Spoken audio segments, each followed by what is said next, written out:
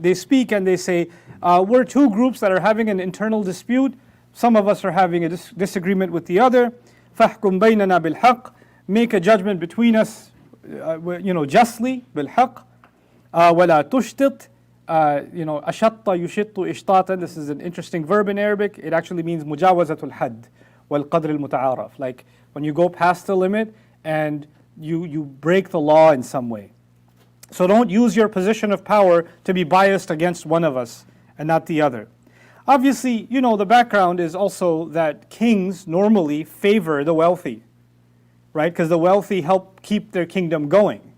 Like nowadays, okay, we don't have, in the West at least, we don't have kingdoms that much, but the idea that politicians like the people that donate to their campaigns. So if one of them and their business is in trouble, like if there's an oil lobby or a gun lobby or a whatever lobby that's making lots of money and is supporting a particular political party or a candidate, then when they have an issue, the president's going to listen a little more carefully, right? Because they supported his campaign. So there's always a relationship in history between money and power, right? So people with money try to influence those that have power. And people in power can only stay in power if they stay good with the people that have the money. The treasury is kind of how you hold the government together. So the threat that's been given to him now in his own quarters, this is again not the courtroom, this is his personal space. But they're saying, make fair judgment between us, don't be unfair, don't cross any lines, وَلَا تُشْطِطْ وَهْدِنَا إِلَى سَوَاءِ الصِّرَاطِ, and guide us to the straight path. Guide us to, we'll listen to your verdict. We trust your verdict, that's why we're here. So this is already a pretty strange, shocking kind of situation. And you would expect Daud alayhi salam's immediate response to be, security, get these people out of here. I'll hear their case in the courtroom. I'll deal with that later. But Daud alayhi salam decides to instead deal with their case immediately. Now it's important to wonder, why would someone do that? Why wouldn't he just say, hey, this is not the time, this is not the way, you need to take the proper channels, do this appropriately, this is no way to get justice by busting into my private quarters. My family could have been here, anybody could have been here. He could have any number of justifiable reasons to not hear anything they have to say. But he's engaging them in conversation anyway. The question then begs itself, why is he doing that? Why is he talking to them to begin with? He doesn't owe them this conversation. And he doesn't know that these are, I'm going to break the surprise for those of you who haven't heard this story before. These were all angels sent by Allah Azza wa Jalla as a test. This was actually not real people. This was actually, and once this test was over, they disappeared, and he realized he was just being tested. So this was actually a case study, an exercise, a drill that he was being put through. But he doesn't know that yet. So he allows them to engage in this inquiry on their terms. Now, this is the first problem that I want to put before you. Any one of us can face any kind of injustice. And actually what we're going to see here is, إِنَّ هَذَا أَخِي, when they start describing their case, إِنَّ هَذَا أَخِي لَهُ تِسْعٌ وَتِسْعُونَ نَعْجَةٌ وَلِي نَعْجَةٌ وَاحِدَةٌ. One of them says, this right here, this is actually my brother. This, seriously, I have a fight with him, but actually this is my brother. And he owns 99 sheep, and I only have one sheep. Right? So he's already starting to describe the problem, right? Now, this doesn't seem like a war situation. This is about sheep, right? And they are willing to scale the walls of a palace, risking execution to solve a sheep problem, right? They would be the ones that get zabiha if they, because of what they're doing. They're risking their life to do that. In that is also a kind of lesson. Sometimes a problem isn't very big. It's actually not very big. It can be resolved with conversation, it can be resolved with some mediation, something like that. But you know what? People can take a small problem, and if enough of them get heated up enough about it, they can actually make it into a very large, serious problem.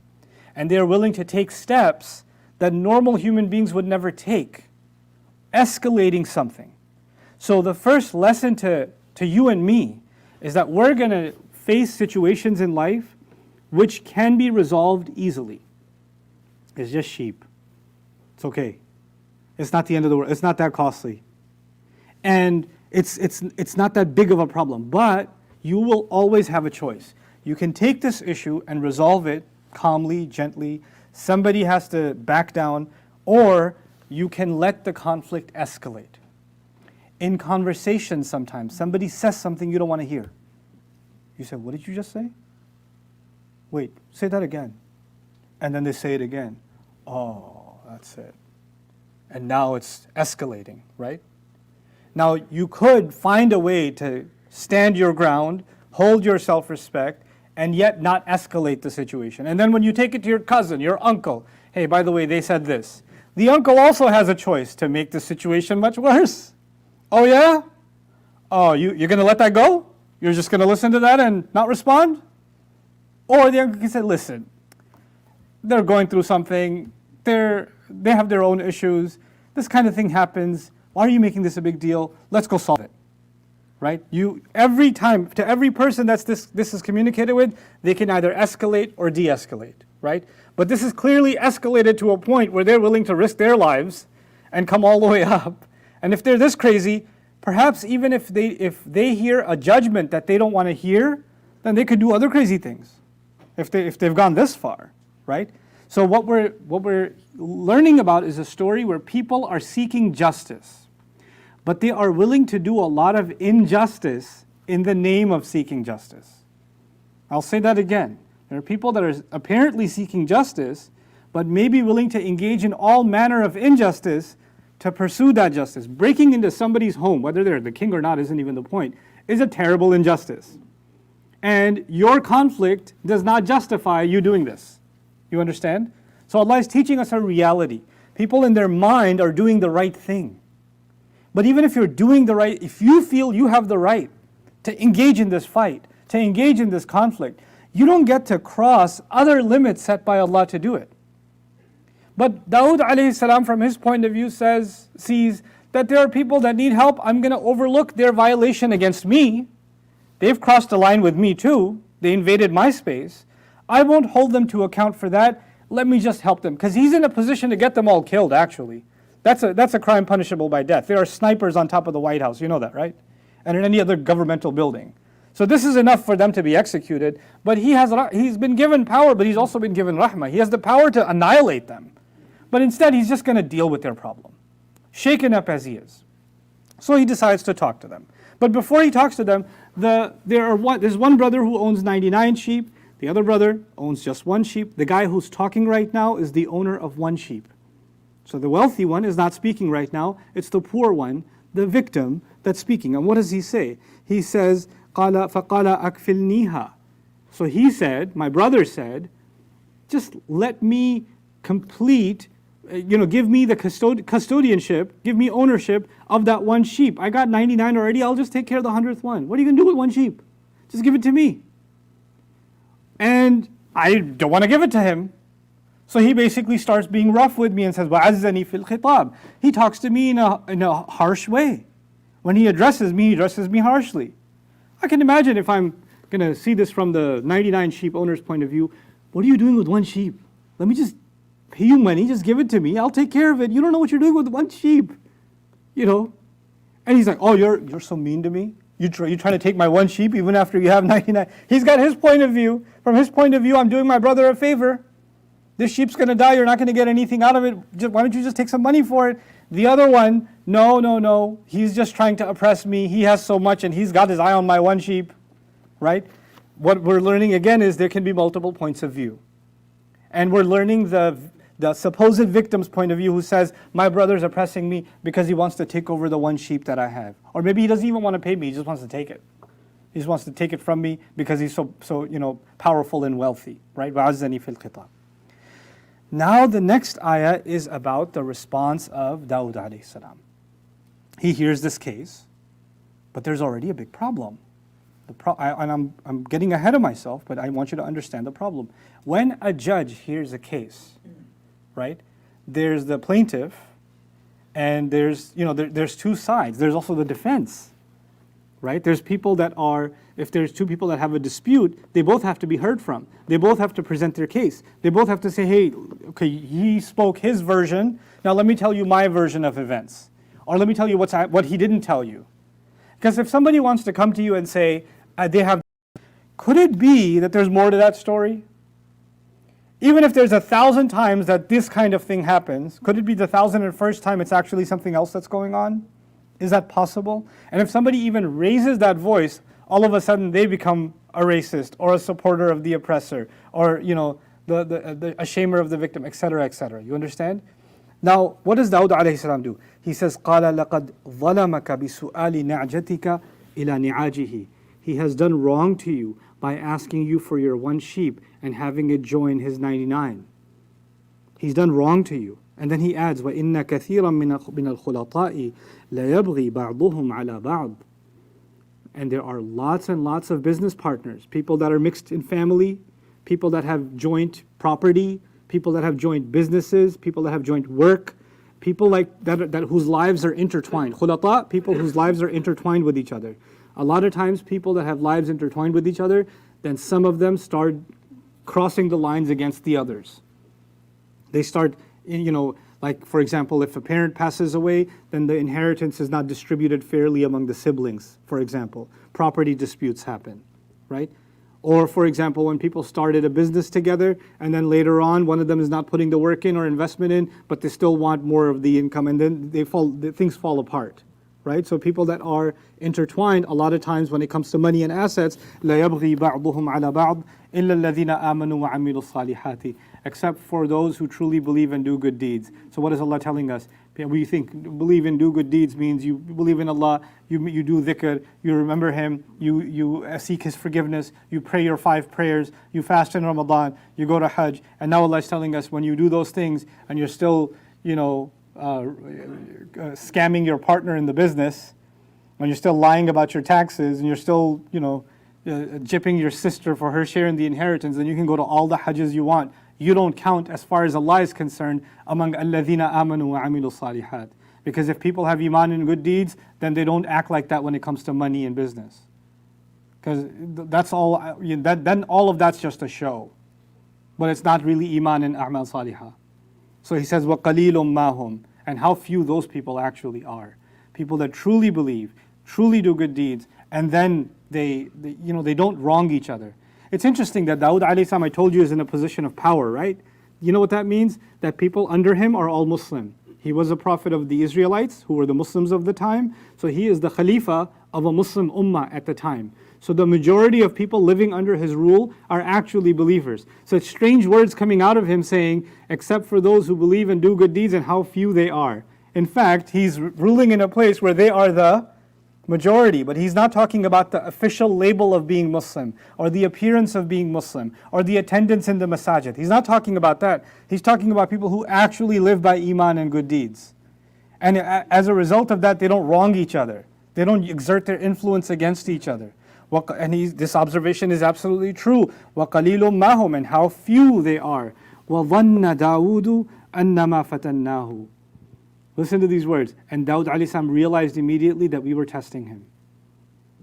It dawned on him. After he passed this judgment, what was his judgment? The wealthy one has done wrong.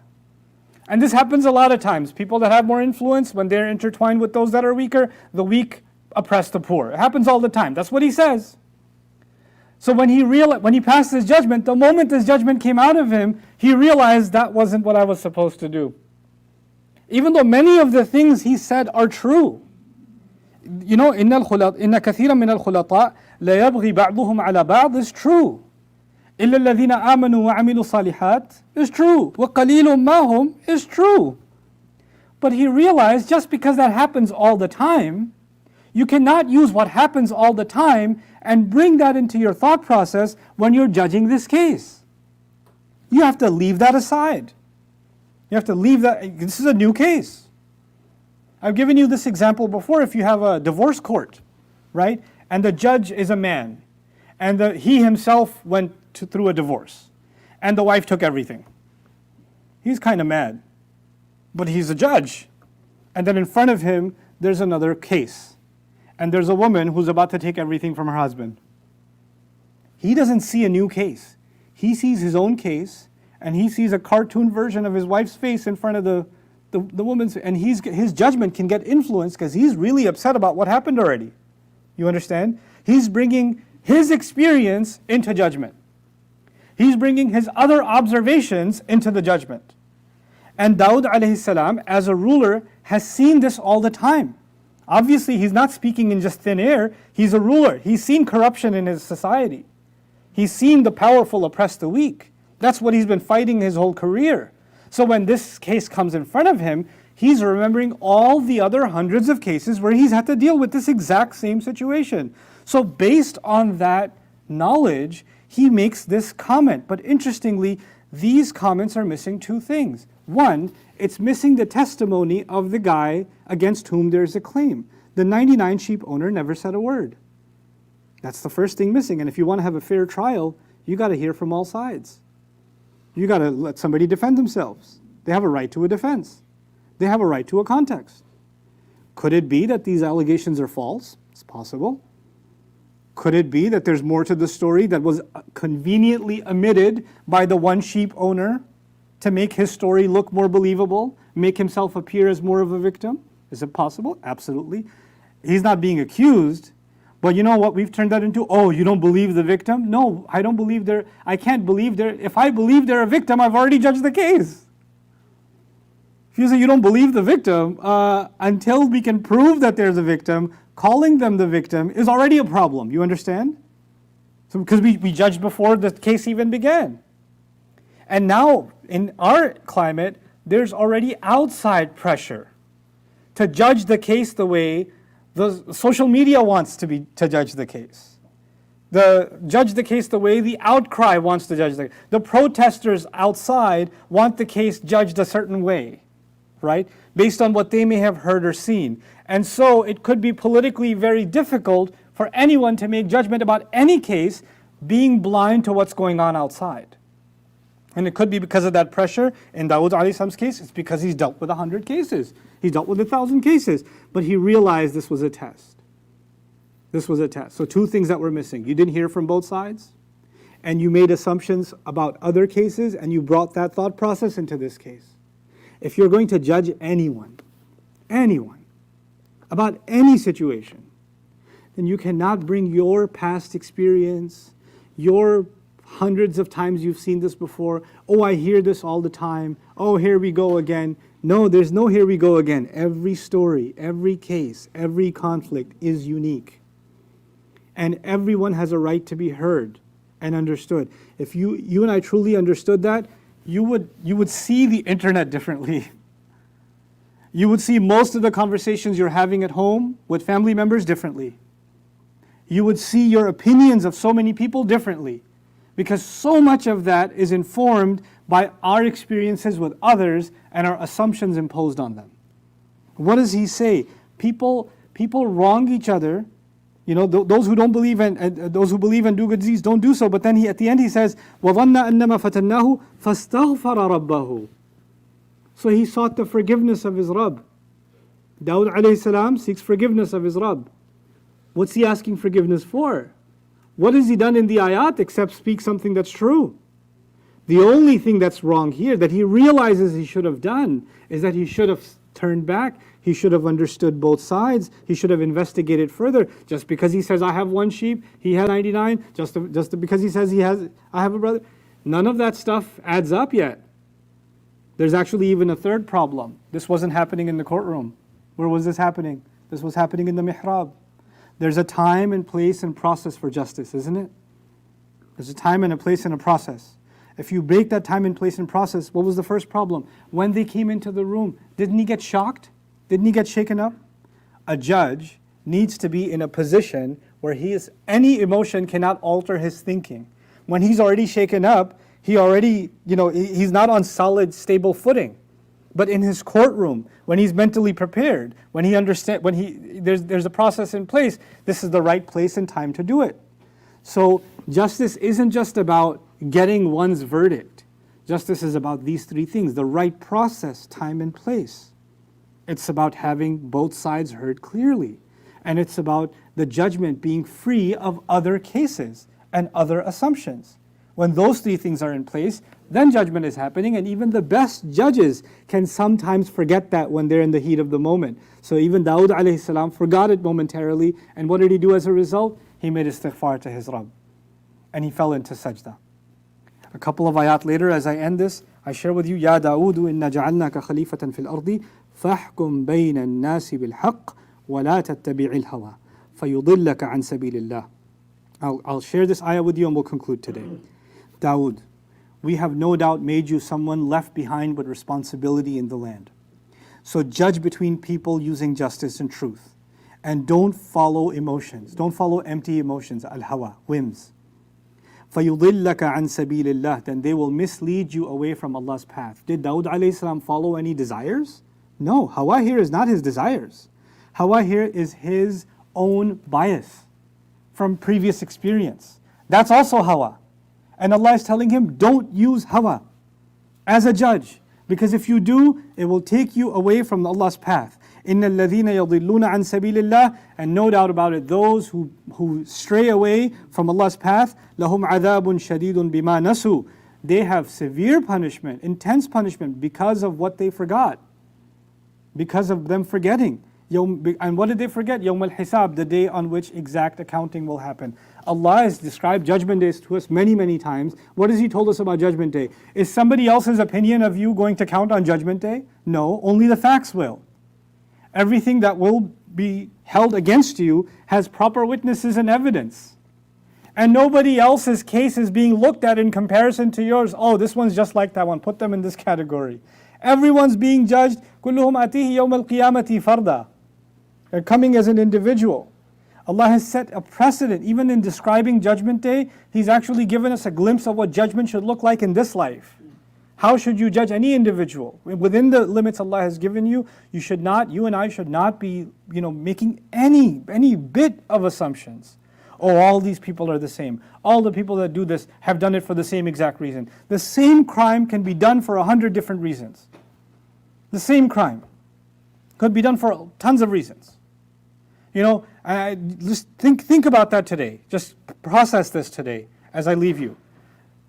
If you testify against someone falsely, okay, in court, you testify against someone falsely and you accuse them of stealing, and because of your testimony they get arrested, right? That's a pretty bad thing, I would imagine. But Yusuf alayhi salam testifies or creates a testimony against his brother and gets him arrested and withheld, doesn't he? It's the same if you just heard, oh my God, somebody falsely testified. What a horrible thing. That's evil. Islam is against. Really? There's a context. There's parts you don't know. It's remarkable that in that story, if you just heard about, false testimony or false imprisonment, then you would say this is evil and this is bad. But what did Allah add there? فَوْقَ كُلِّ ذِي عِلْمٍ عَلِيمٍ. In that same context, Allah says above everybody who knows, there's somebody who knows more. Is the all-knowing. It's not just about ulama. This ayah is actually about you can't know all the dynamics of a case before you pass judgment. So I pray that we take this warning seriously. If Daؤd alayhi salam is being given the warning, you better not become biased in your judgment, because those who do have forgotten the day of hisab and they can have severe punishment. I don't want you to be from those kinds of people. Then this definitely applies to us. And I pray that we don't fall trap into the kind of wave kind of thinking and this group kind of thinking and the cultish kind of thinking that has now become commonplace. You belong either in this group or that group, and you have a position and that's it. Now your judgment about everybody is the same. Everybody who belongs to that group is all the same. There's no nuance. There's no complication. It's easy judgment, right? We can have little information and have big judgments. And the way of this deen about other people is, even if you have a lot of information, you're still scared to pass judgment, because there might be something you don't know yet. There may be more benefit of the doubt to give. So I pray Allah instills this in all of us and saves us from the fitna that arises as a result of not being aware of these realities. Barakallahu li wa lakum fil Qur'an al-Hakim wa nafa'ani